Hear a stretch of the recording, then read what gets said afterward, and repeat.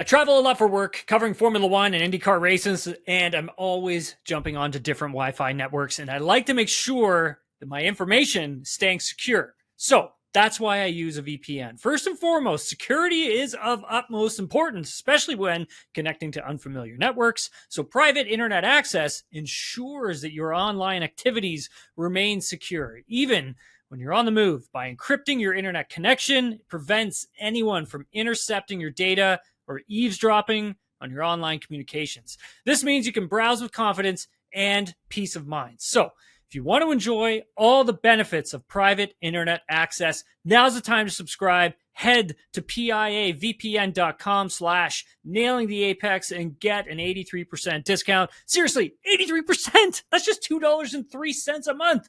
And you also get 4 extra months completely for free, but you must go to piavpn.com/nailingtheapex for a truly private digital life. Once more, it's piavpn.com/nailingtheapex. Get in on the action and make your bet with Sports Interaction. Summer is heating up with baseball. Can the Jays make a run at the division? Oh, no. Yeah. Hey, but you can bet before the game, whichever way you think. Live and in play and all your favorite teams and hot dog contests. Woo! Woo! SportsInteraction.com/STPN or download the app to get started. It's 19 plus. And what do you have to do, Steve? Please play responsibly. Welcome to Nailing the Apex, everyone. I'm Tim Haraney. Please head on over to Spotify. Give us a 5-star rating and a follow. Same goes with Apple Podcasts as well. Write a review as it helps us grow the pod. You can also watch us on YouTube. Joining me for part 2 of our midterm report card is Mr. Adam Wild. Adam, how are you? I'm good. I'm feeling tan, Tim.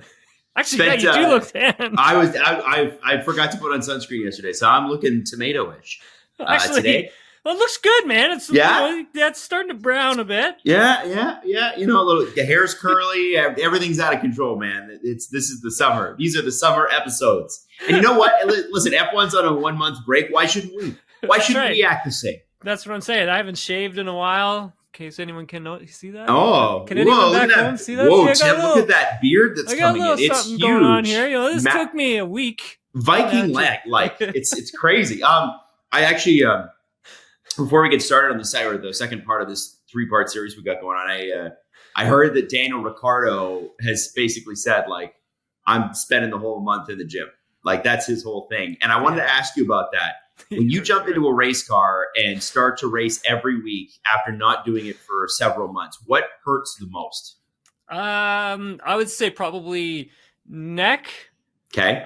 So from like here all the way into your shoulders.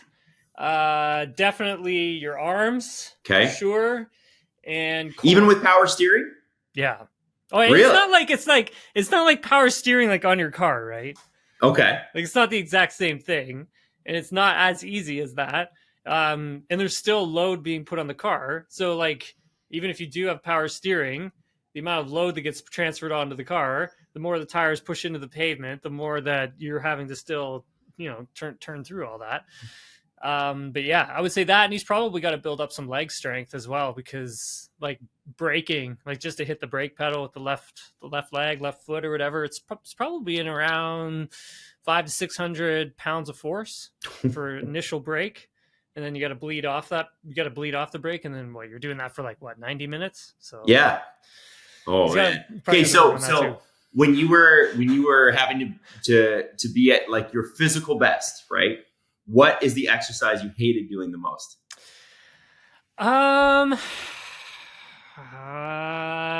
I see them do all that weird neck stuff, and I'm like, does that suck? Like, there's certain exercise, like burpees suck. No one likes burpees. No, anybody who claims that they like burpees is wrong. No, they're lying. They're lying, 100%. So is there like a race specific exercise that you're like, God, normal people don't have to do this because it is the neck, eh? Yeah, it burns a lot, but it's like so god darn tedious. I hated it. It was so boring. Because I used to use triathlon. I still train in triathlon, but I used to use triathlon as a way of getting my cardiovascular and strength fitness up. And so I would do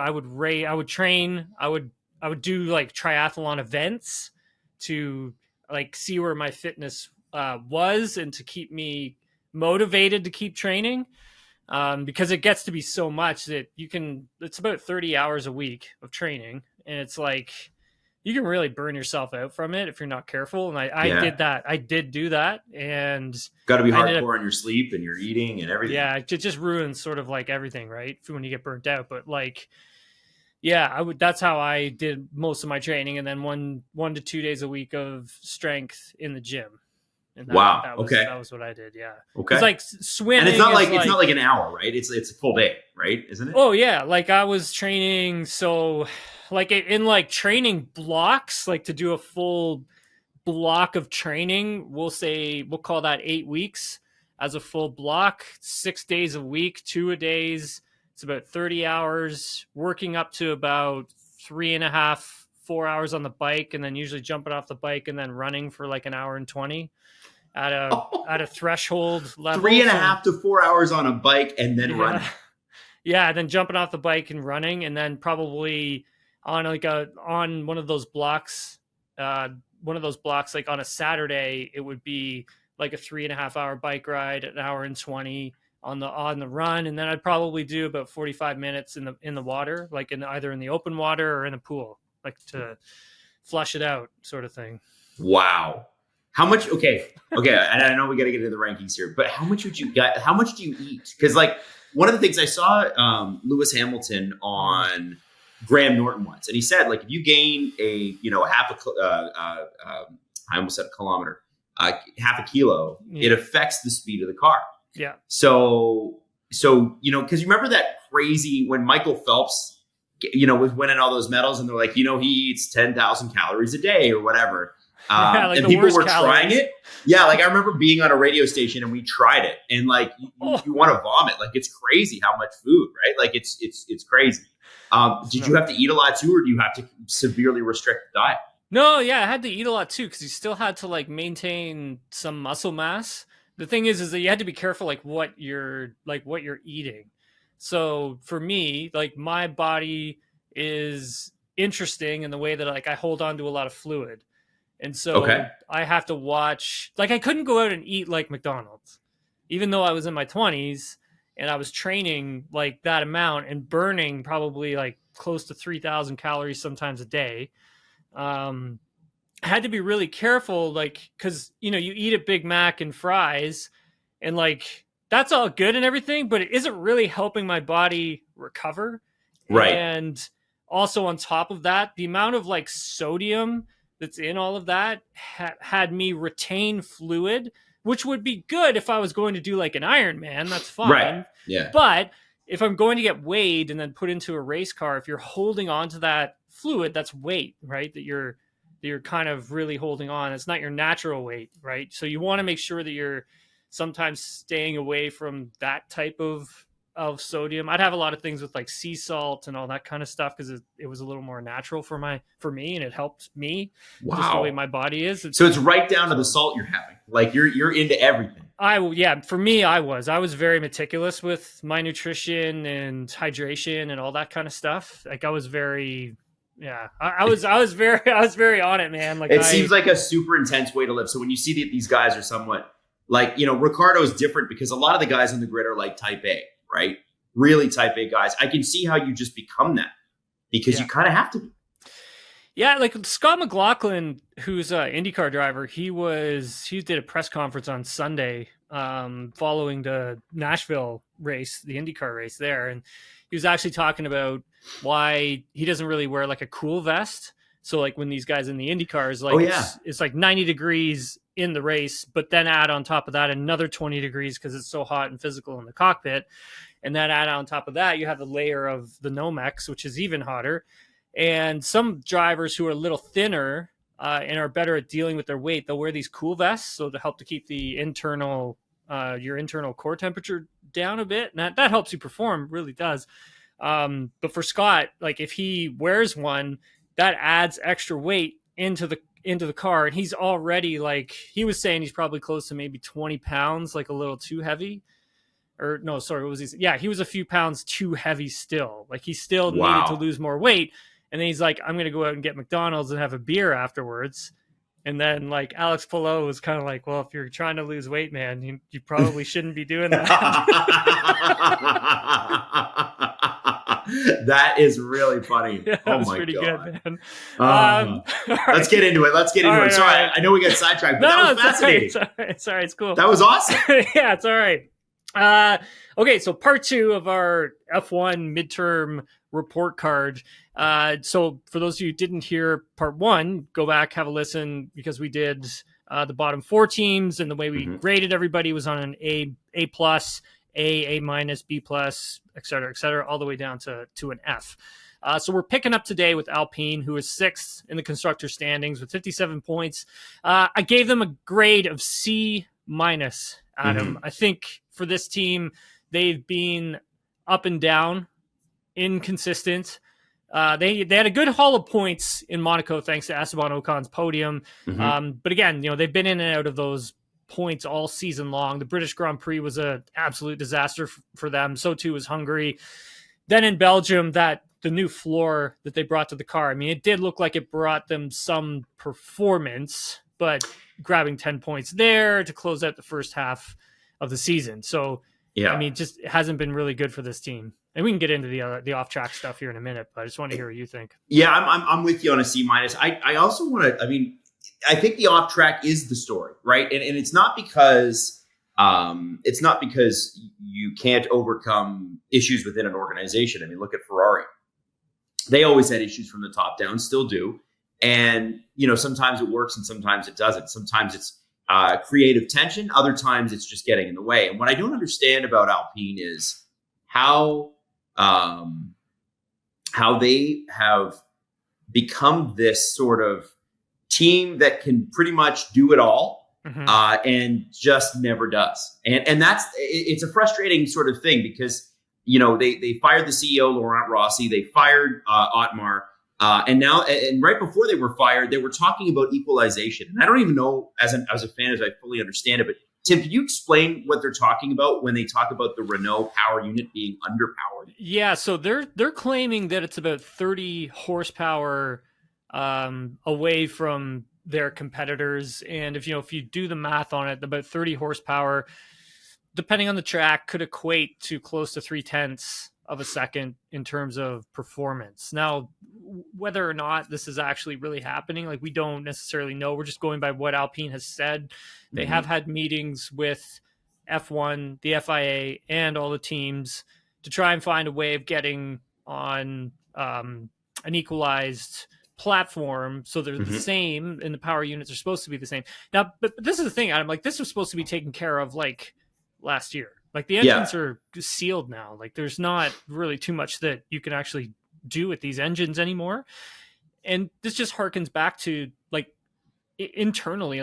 If you look at some of the other teams, they're fine, right? They're not complaining. That Honda, Red Bull powertrains sort of power unit that they've got in the back of their car, extremely competitive. The Mercedes is still extremely competitive. The Ferrari is very good as well.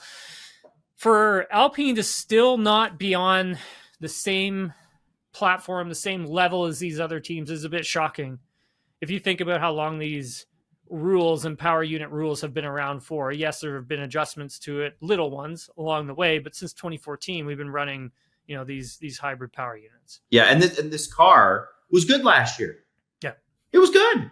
Yeah, it was a 4th place car last year, and had they come on a little stronger earlier on in the season, and had Ferrari fallen a little harder than they did, which was entirely possible, there could have been a battle there. But I'm really surprised to see them in this position. And obviously, Laurent Rossi was not well liked by the likes of, Fernando Alonso. Neither was Otmar. But I'm looking at the way the team is run, and it's sort of I feel bad for Gasly and Ocon because you can't overcome chaos, and you can't overcome the inability to put a good product on the racetrack. And there's just nothing a driver can do about that. It is a 90% engineering sport. So it's hard to grade these drivers against Max because again, he's the bar. So I'm grading every driver against Max, but I'm sort of looking at this team and going, man, they are way underperforming. This was their year. And I really wish they had taken this step. We could have a 4-way race right now for second place. Mm-hmm. This should have been, right? Yeah, I mean, I agree. Or is it 5? Sorry, McLaren, Ferrari, Mercedes. Yeah. Could have had, right? So I don't know. That's just my thought. Yeah, no, I agree with you. I mean, it's kind of like and we've talked about this mess on this podcast already in pretty in depth in our past shows. So I don't want to bore anybody who's listening to this for like the 8th time. But I mean, at the end of all of it does start with management and trickles down, right? It's that trickle down effect into your actual race car itself. And the problem is that I think there's an issue with trying to separate the big Renault group and then also the Alpine sort of executive side with the actual race team itself. And, we've given examples of teams that were very strong in the past when it comes to that. I mean, Red Bull right now is a perfect example. That's a team that the buck stops with Christian Horner. He's the president, Red Bull Racing, team principal as well. So everything starts with him and simply goes downwards. And so if he's not on the same page with everybody, or if it's not running right, I mean, you've got nowhere else to look, right? There's only one person to really look at. With this one, there's so much different structuring. I mean, when they decided to add Bruno Famin as this go-between Otmar Safnauer and Laurent Rossi, it makes zero sense. And in particular, why is Laurent Rossi above Otmar Safnauer? It should be Safnauer should have been not only president of this team, but he should also have been the team principal. And then you just let him deal with the race team and you let him deal with, the executives in the Renault group. So it really, the way they had this structure and the way it continues to be structured doesn't make any sense. I know that there's a lot of rumblings that Mattia Binotto could be coming in, but Bruno Famin is the interim team principal at the moment. Whether or not Binotto wants to have that level of power where he's having to answer to other executives, I don't think he wants that. He's coming from Ferrari where he already had to kind of deal with that. That's what I'm saying. Like he's stepping back into a similar situation with a less competitive team. It doesn't make sense. I don't know why you'd want to do that. So all in all, this team is a bit of a shambles. Yeah. Unfortunately. Yeah. And 2 good drivers. Yeah. And Esteban Ocon 10th in the standings with 35 points. A little inconsistent from Esteban this season as well. Yes, he had that podium in Monaco, like I had mentioned previously. And, what do you give him? Grade a B, man. I'm the same. I'm the exact same. The thing with him, I like him. I always feel like first off, I know that other drivers can't stand him from time to time because of how aggressive he is. He's had shoving matches and, shots in the press and all that stuff. But what I like about Esteban is first off, his aggressiveness is key. Secondly, you always look at him and his results and you go, man, if you could just put him in a top team car. And I thought he was going to get that with Alpine. Like, this guy that scored 100 points with a Force India. That's no joke. That's a pretty amazing accomplishment. And I think he's been as consistent as you can be with some aggressive penalties taken, like some really aggressive penalties taken at the beginning of the year. And then, of course, the fact that the engine is not up to par, right? I think one of the other things when Esteban gets a really competitive teammate, it kind of seems like sometimes some of his energy is spent by him just looking over his shoulder as to what is my teammate doing or what are they doing. And I think when you have Pierre Gasly, a driver that he, never really got along with when they were younger, come onto the team, even though they both say now that that's all sort of water under the bridge and all that kind of stuff. It's never really usually water under the bridge, is it, Adam, when it comes to these competitors? No, it isn't. It isn't. So, I love that they say that, though. Yeah, right? For Pierre Gasly, 12th in the standings with 22 points. I mean, going to a new team is never it's never easy. And your first year is always going to be difficult. There's usually a lot of growing pains with that. And then Gasly, I think, definitely has had that. He's had some decent qualifyings. I mean, Spa comes to mind, and then also the sprint that also comes to mind as being a good jumping off point for his summer break. But I gave him a B minus, just below Esteban. And I'm not going to agree with you on every ranking here, I promise. Yeah, for sure. But I give him a B minus too. I think what's great about Gasly is that he is resilient. This is a guy that has first off, he seems like one of the loveliest people in the sport, just a genuinely nice guy, but also does have a killer sort of instinct. And I think that his kindness has been mistaken by guys like Christian Horner for weakness. I don't think that this guy backs off. I mean, you look at that. What was I think it was the very first or second race, or was it Australia where Ocon and Gasly ran into each other? Oh yeah. Like brutal, absolutely brutal, but they managed it. And I think that Pierre is kind of coming on a little bit. It's a better car than the AlphaTauri, so it's good for him. And when you look at the way he's managed his races, I think he's done a pretty good job. But as you say, it takes a couple years to really get into these. And I don't know if they are tailoring the car to one driver over the other. Mm-hmm. And in which case, if they're not, Tim, does that make it more complicated for both drivers? I think it's probably a car that's maybe suited a little bit more for Esteban, considering that they've been working with him for so long. And now that Fernando is gone, it's kind of like, well, we don't really need to cater to Fernando Alonso. We need to cater to Esteban. We don't really know what Pierre offers. We don't know what type of driving style he has, but if he can come over and adapt to whatever we're going to give Esteban, then that's good. Mm-hmm. So not only does Pierre have to kind of deal with that, but Pierre also has to deal with learning the engineers. He's got to build a whole new relationship in that department. He's got to learn hundreds of new people, right? Yeah. How they do their systems. You got to learn the steering wheel all over again, even though everyone's like, oh, it's just a steering wheel. It's not just a steering wheel. There's about 500 different things happening on that steering wheel that you need to memorize. Mm-hmm. And so that for Pierre, this has been a very tall order. It did look like he got off to a pretty slow start. It does kind of appear that he's starting to find his feet. But yeah, it sucks for these drivers considering the state that the team is in behind the scenes and off the track.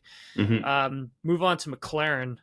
Fifth in the standings with 103 points. I gave them a grade of B+. Adam, I'll let you take it from here because you're gushing. You gave them a B+? Listen, yeah. Tim, I'd love to be that generous. But this is it. Okay. I love the last 4 weeks. This is my team. I love McLaren. I am biased. But what would your grade have been without the last month? Oh, it would have been a C-. C-, right? For sure. So how can it climb to a B+ that quickly? And this is my thing. Turnaround, man. The turnaround's great. That's a huge turnaround, dude. It's a huge turnaround. It's great. Here's my problem. They shouldn't have been there in the first place. True. That's what drives me bonkers about McLaren is like, you guys are, so this is why I give them a C+, okay? I gave Ricciardo a C+, I'm giving it as a compliment here, but I'm going to be tough for a second. I think that I need McLaren to put a full season together. When was the last time McLaren put a full season together? Ooh. Other than 2021, was it? I would even argue that that's not even a full season. You know what I'm saying? Like, when was the last real full season? Was it one of Lewis Hamilton's season where they lost to Vettel? Just gonna say either like 2007, 2008, something like that. Right. That's what I'm thinking. And Lewis was always in it in the 2011, 2012 cars. He was in it. He was, top 2, top 3, always. But I need consistency and McLaren to meet at the dance, and I need them to go home together, and then I need them to get married. I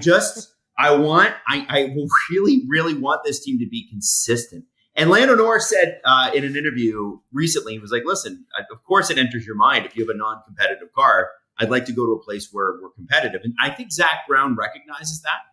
Unlike some really loud McLaren fans, I don't think there's a leadership problem at McLaren.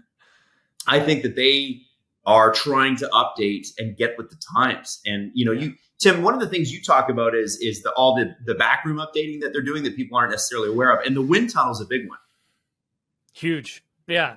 So what's going on there? Because a lot of people don't know this. So let me take you through I'll take everybody through the genesis of McLaren and the way I sort of see it over the past season. So, I mean, obviously you have the stuff that's happening in the background where Andreas Seidel leaves McLaren in the wintertime, goes to Sauber, Alfa Romeo, and then Zach Brown's left thinking, how am I going to replace Seidel? And in comes Andres Stella, who was a guy who's been working there for a really long time, been working underneath Seidel for a really long time. Super talented guy, comes from a different background of Formula One as well. So he has a lot of knowledge to bring to this team. Shows up, we jump on this Zoom call with him, and Zach Brown are talking to us about how difficult the beginning of the season is going to be and how the car just probably won't be there. And sure enough, it wasn't. It was falling apart in testing.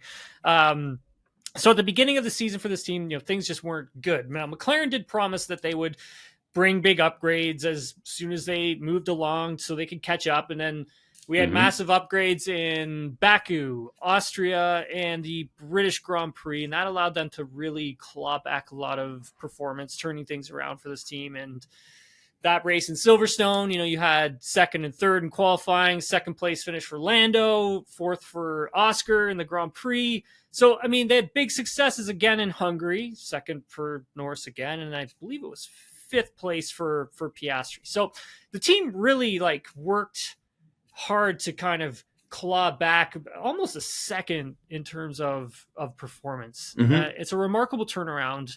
I have never seen anything like it before. It looked like one of the weakest cars on the grid, and to now one of the fastest, and just over the halfway mark of this season. I've never seen it, and I think a big part of it is due to the new regulations, the cost cap, the wind tunnel, CFD time.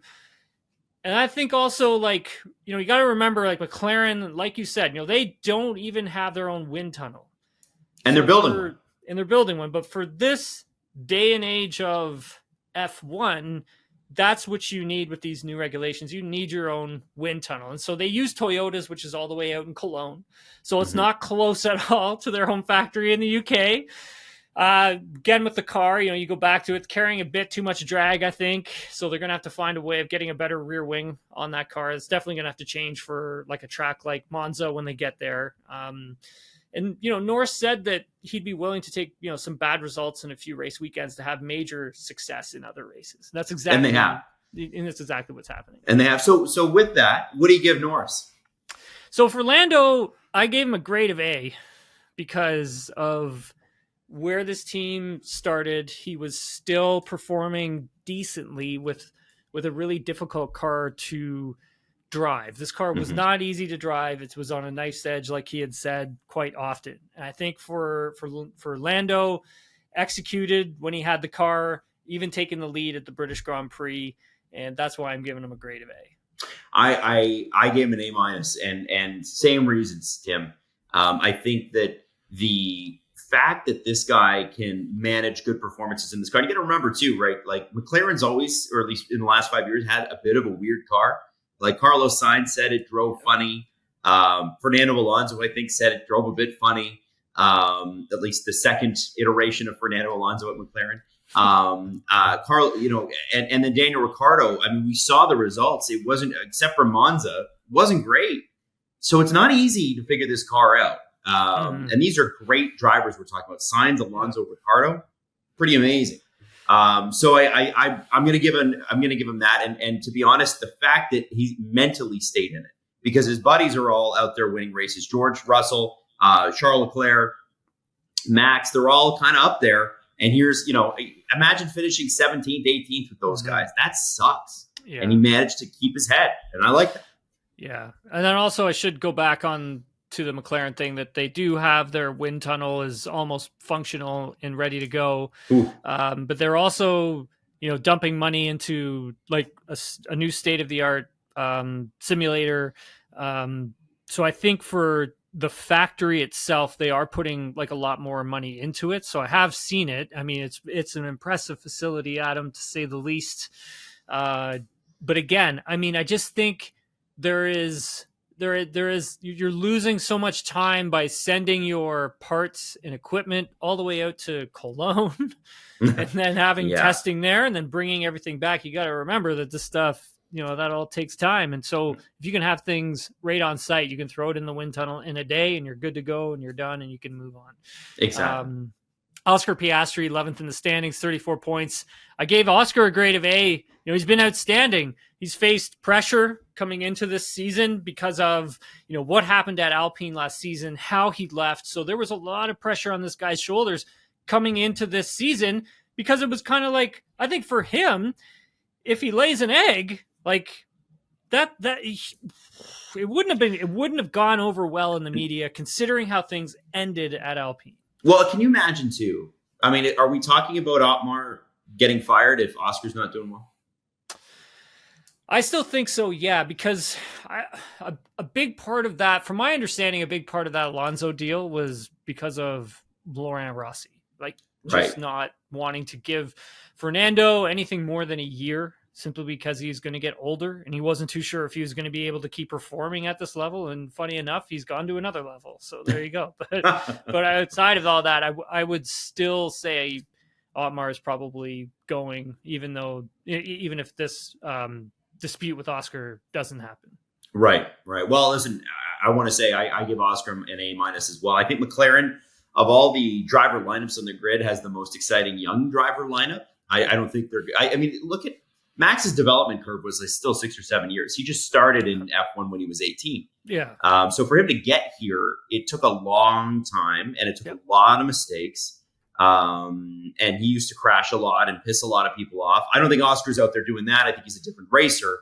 I like Oscar and I like the people he has around him. I think, if you go read Mark Webber's book, it's pretty hard to not be a true believer in terms of grinding things out and going after what you want. And I also think, like, you look at what he did in the sprint the last couple of weekends and how he's placed. For a rookie, he is unbelievably calm, just calm, cool, collected. You never hear a radio call where he's blowing up and that's sometimes works for drivers. But man, I'm really excited to see what this guy can do. And Alpine has got to be so mad every time he's successful because, man, it just feels like the back half of the season, Oscar and Lando are going to do some pretty special things. It does. He kind of has that shades of Mark Webber in him too, doesn't he? Like just that little bit of grit that I think. Yeah, just quiet and brooding. Yeah, for sure. Right? Brooding. Yeah. Mark Webber's brooding at all times. He's brooding right now, wherever he is. I really, he's still pissed about Helmut Marko. It's been interesting, over this season, getting to know Oscar, sitting down, chatting with him the few times that I've gotten to, and interviewing him a bunch of times. He's been very he's a likable guy for sure. I think he's really answered the bell here. Leading in Spa impressed me. That surprised the hell out of me, actually, being perfectly honest with you. He's pushing Lando. Lando admits it. He's pushing Lando more than Norris thought he was going to.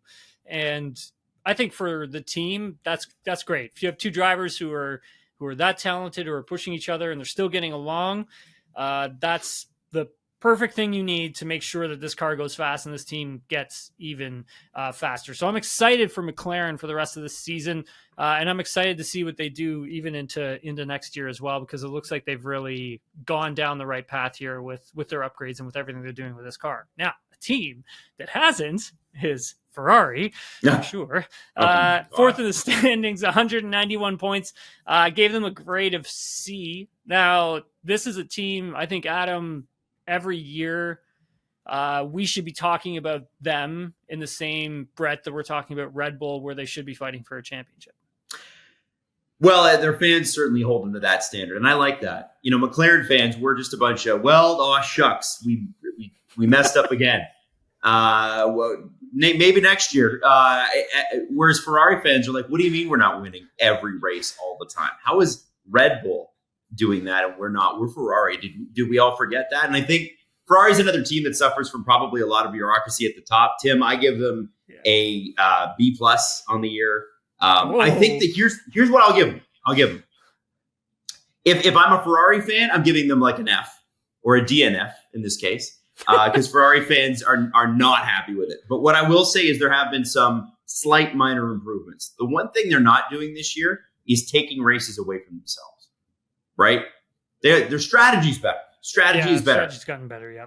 The reliability isn't great sometimes, or in the way that you want it to be. Carlos Sainz has made some mistakes. Charles Leclerc has made some mistakes. I don't know. I know Charles is supposed to be sort of the A driver there, but to me, they've been pretty even, haven't they? Mm-hmm.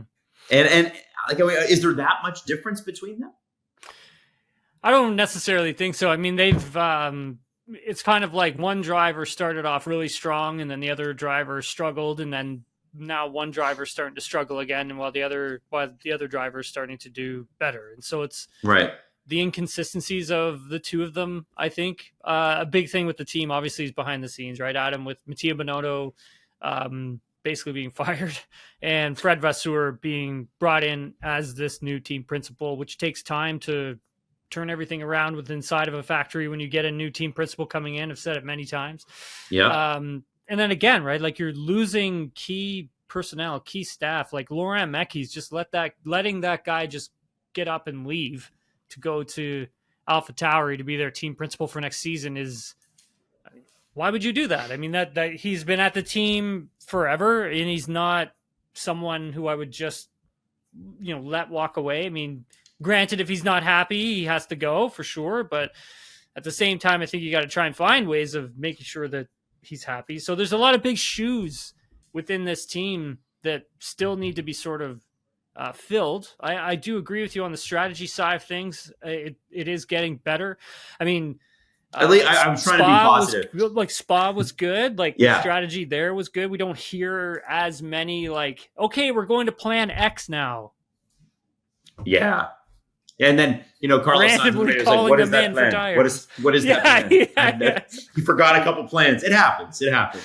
So I think for Ferrari, like even making the choice to change their whole aero philosophy, and that took a lot of guts to do that, and then making that switch in Spain, that was a huge direction for this team to sort of go in instead of beating a dead horse in terms of the stuff that they were working with just wasn't working, and they finally were able to admit that by making this massive change with this car. And it looks like they're starting to get tire drag under control as well after Spa. So like, I am excited to see where Ferrari can go, but I am very disappointed with how it all started, considering the fact that the amount of money that they have for this team, the infrastructure is top notch.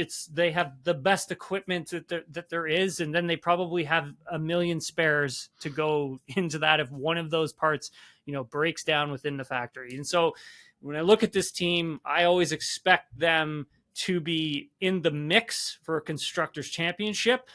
Maybe not always the drivers, but the constructors for sure. And so that's why I was, giving them that C. So it's hard to believe, Tim, that 18 months ago, Charles Leclerc was regularly beating Max Verstappen. Like to kick off last season, that's where we were at. Yeah, right. And that's just the proof there that they decided to just stick with this direction in aerodynamics that they went down, when you could clearly see that Red Bull was going in a different direction, and it was working because they won the last like 6 races or whatever it was of last year. Like you knew that they were already onto something, and so by that point you should already be making your change. And then you look at like Aston Martin, who is a team we'll get to in part 3. They did make that change, right? They made a massive change, and that allowed them to claw back crap ton of performance, right? And they don't have problems like tire drag in a race. They don't have any of those issues. And so that's why Ferrari is just so frustrating to me, because they can be such a great team because of the infrastructure that they've built. As for their drivers, Charles Leclerc, fifth in the standings with 99 points. At one point, he was behind Carlos Sainz in the driver's standings this season. I gave Charles a grade of B+. Had a rough start to the season, like I had previously sort of mentioned there. He's been good since Canada. He's been not great. He's been good. His qualifying has been very strong. The races have been a bit inconsistent. But also, tires do also play a factor in that as well. So I will give him the benefit of that as well. I give him a B, and I know we're similar on that. The reason I do it is just because I feel like what I want to see from him, and maybe this is unfair, so tell me if it's unfair. I want to see leadership from him. Yeah, I think I want to see less complaining. I know that Ferrari's in a tough spot, but they were in a tough spot when Michael Schumacher left Benetton for them as well.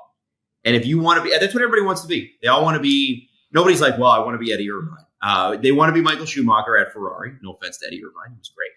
And you want to be the guy that wins the championship wearing the red. That's why, Raikkonen went. That's why Vettel went. Vettel left a 4th time. He won a championship 4 times in a row and still said, you know what, I'm going to go to Ferrari. Stop complaining. Got to put your stamp on the team, right? Yeah, this is Charles' team to lose, and he'll never get another opportunity like this with any other team. Go ahead, you got to seize this now. You got to do this now. 100%. Carlos Sainz, 7th, 92 points. I gave him a grade of B. Decent start to the season. Like I had mentioned, I was all on the Carlos Sainz hype train. You love him. You say he's like the most underrated driver. I really do think he's still underrated. I think he's a very good driver. I think that if Charles Leclerc, wants to, really have this team as his own, I think he has to dominate Carlos Sainz for the rest of the season. He's got to dominate him. I'm giving Carlos. Go ahead. But the thing with Carlos is he's not letting it happen, right? Like, no. And you know what? I give him a B-. And the only thing I want to say about Carlos, because I know he's criminally underrated, and you say it all the time, and I trust you. But I do want to say less mistakes. There's a lot of mistakes where he's on the radio like, oh guys, sorry, and you're like, Carlos, like that is. I think the Piastri thing at Spa was, and I know he was out there blaming Piastri. I think everybody sees that for what it is. Piastri was fine. Sainz made a mistake. And that's the kind of stuff where I'm like, man, this is you got to be past this at a certain point. Does that make sense? Yep. A couple times a year, fine. It can't be 2 to 3 times every 5 races. Yeah, that's all I'm saying. I agree with that. And also, I'll add on top of that, he needs to be better with qualifying. Yes. I think the qualifying needs to be. We need to see a bit more from him in qualifying. I mean, in the racing, I think his race craft is really strong, but I think in terms of the qualifying, he needs to take a look at that. I think it may need to come back a little bit stronger in that department following the summer break. Adam, this has been great. Part 2 of our 3-part series of grading both the teams and the drivers. We'll be back in a few days' time with part 3. You've been listening to Nailing the Apex. I'm Tim Haraney. Please head over to Spotify, give us a 5-star rating and a follow. Same goes with Apple Podcasts. You can also watch us on YouTube as well. Adam, thanks again for doing this, man. Really appreciate it. Thank you, Tim.